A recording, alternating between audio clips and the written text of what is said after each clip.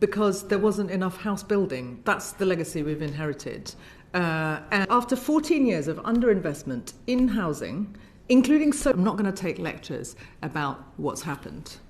Now let's watch this poor new Tory MP Lewis Cocking given this amazing shellacking by Labour Minister Rushanara Ali in the Housing, Communities and Local Government Committee, where she was giving oral evidence on children in temporary accommodation and rough sleeping.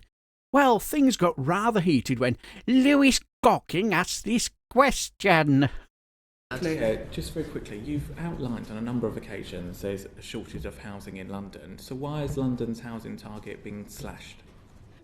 Well, look, my colleague attended the committee hearing. Minister Pennycook. You keep telling us there's not enough housing in London. Well, there's not enough housing because there wasn't enough house building. That's the legacy we've inherited, and we're not going to be able to fix this overnight, but we are determined to address it.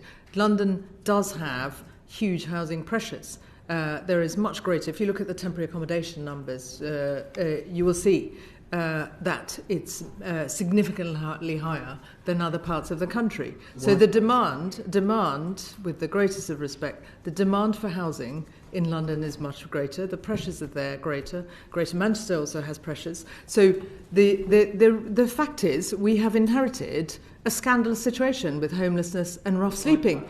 And therefore we intend to build the homes that this country needs to tackle this problem. But after 14 years of underinvestment in housing, including social housing, we've got a situation that is completely unacceptable, and we're determined to tackle it. We are determined to tackle it. But let's be clear, this is not going to be solved overnight.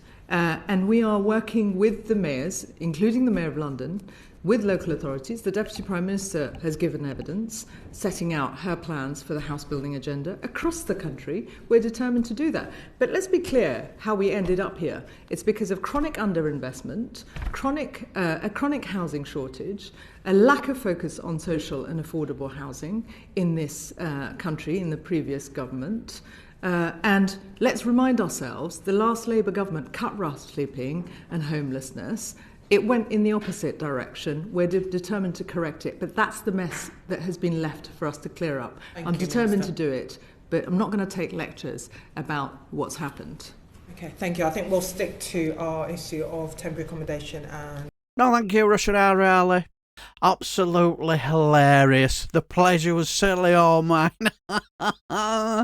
Well, she is right when she said that, after 6 months, a new government will have no chance of repairing the damage of the last 14 years of Tory rule and gruel, are there?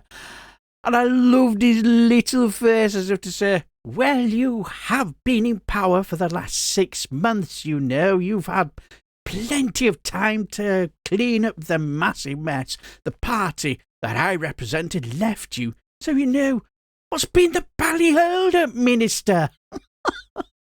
But to be honest, I kind of felt a little bit sorry for him after she gave off the air of, look here, you little jumped up Tory, little upstart. If you want to have a fucking ding-dong, you little shit, I'll eat you up for fucking breakfast, you snivelling little turd. The thing is, it's kind of sad that it wasn't asked by a Lib Dem MP, if I'm honest, because I thought the question was a reasonable one, and I think the answer would have been quite an interesting one, and might have been a bit of a different reply.